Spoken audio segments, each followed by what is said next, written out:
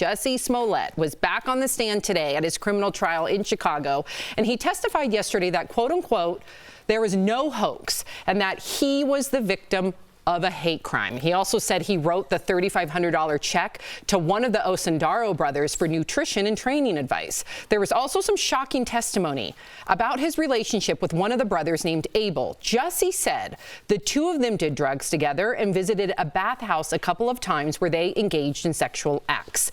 We cracked the case. Do you believe any of his testimony? I don't. Listen, everyone has their day in court, but why, in his defense, why not fight it? If you have money, the way our justice system is going now, you roll the dice. You stick to your story, you play it out, and you have a chance of winning. That's how our justice system is. That's how I believe it is. I think that's nowadays. what we saw with Lori Loughlin. Now that Isn't you that say that, anybody though that's defending themselves? No, if you have money, it's a big. You gotta have money. I think. Well, that's what I mean. Yeah, whatever you're accused of, you look at how much money you have, and then you work backwards. But yeah. Go ahead. No, I agree with you, except that if I were, am I on? Yeah. I don't think so. Yeah, I hear funny things. Okay, if I were, it's just my head, I think. It's just your voice. I think if I were Jussie Smollett's lawyers, I would not have had him on the stand. That's where I think he made a big mistake. To me, this screams of ego. The ego to double down, the ego to triple down, the ego to then go on the stand and get cross-examined. All of that's a bad idea. All of that's wrong. I think he's a narcissist that got caught and now he's tripling down. I think Jeff brought up a really interesting point that we've talked about before on the show. Of course, if you have money, you can buy yourself a case to hopefully get yourself out of it, or less jail time, or a plea deal, or whatever it may be. How is that? And I've talked to you about this before, Tori, because, you've talked about very openly on the show that your dad is a defense attorney. How is that legal? Just to say, yes, everybody has their day in court, but why is it legal to make up, not saying this applies to Jussie Smollett, it may, but why can you just make up whatever story you want and then go present it in court?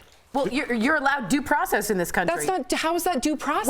Well, if the juries think he's lying, they're going to have a field day with it, and it seems like the social climate will say it's not good. I don't think this is going to go his way. The whole thing smells fishy. I told them it's like a fish market. The Chicago Police Department, the prosecution, Jussie, all of this smells bad, and I think the juries can sniff it. But that might be his thing. There were issues with the police department where they did not come off looking good at all, and because of that, think about the O.J. Simpson case. They showed that one of the main officers was a white supremacist, and that's all you need for a little bit of doubt, and here we are. That's why you pay, I don't know what an expensive attorney is, $5,000 an hour or $2,000 an hour to get the Johnny Cochran that finds out that the cop that arrested you has a racial history, and you're a free man in 2021. That's why people pay the money. Yeah, I want to bring up something else about Jussie Smollett because a lot of our viewers are actually talking just about this. So he testified on stand that CNN host Don Lemon texted him, this is according to Jussie, to warn him that police didn't believe his story during the early part of the investigation.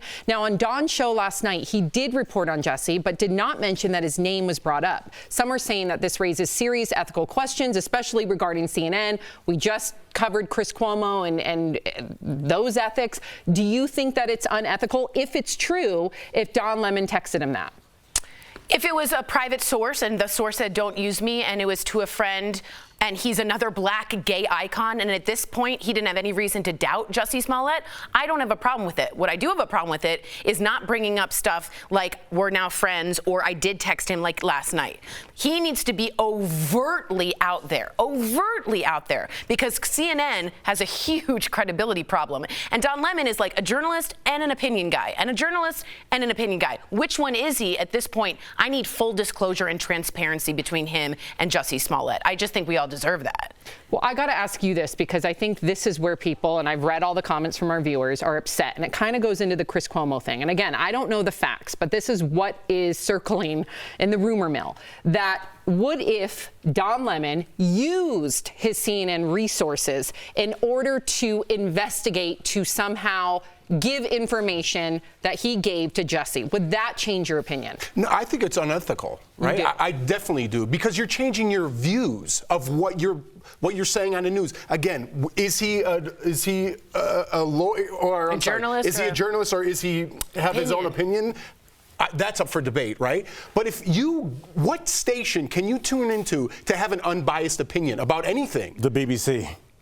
Probably. Maybe. Right. Maybe. And But I mean, I think that's where America's at. So when you're crossing those lines, Your local news stations are actually pretty accurate. But it's gotten so blurry, Sam, that people wear their political opinions on their chest, literally with a button. Then you're delivering news when you have that button on. It's like, I'm not buying what you're selling. That's where we're at as Americans right now, at least me. Jeff, and I agree with you. And what happened was I think we did have just journalists like Peter Jennings that just delivered the news straight down the middle. Let's talk Walter about Cronkite. it. Yeah. But I think what happened was the opinionated journalists, journalists/editorialists, began to be the norm. You started to see people that didn't just deliver the news but said, I think the president's ridiculous for doing that, or I want to praise the president, and that got ratings. It's the ratings, and so people start to gravitate towards these sources. But the story gets twisted. Let me just use this story. With Don Lemon, you're like, hey guys, the police department, blah, blah, blah, Jussie, and then you deliver the news, right? You say, listen, Jussie, he's a friend of mine. I believe the police are involved. Now it's a police investigation about like hate crimes on a gay man or a black man,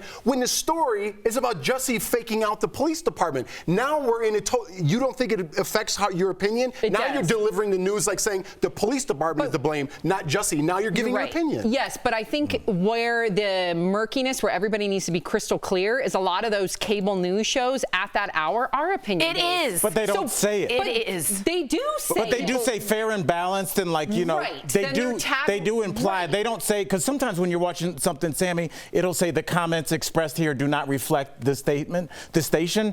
And unfortunately, I agree with you, we don't have that anymore. So if I'm just a casual viewer and the 5 o'clock hour is CNN delivering just square basic news, and then at 6 o'clock somebody comes on and says Donald Trump is a jerk, how do I distinguish that at 5 this was news and at 6 this is opinion when there's no disclaimer? So do you think that there should be right when they show Don Lemon or right when they show Tucker Carlson that a disclaimer comes up and says this is an opinion-based? Yes. Again, overtly. You need to be overt. Like we're all 5-year-olds. This is not news. This is news. That way the lines don't get all blurred. Right.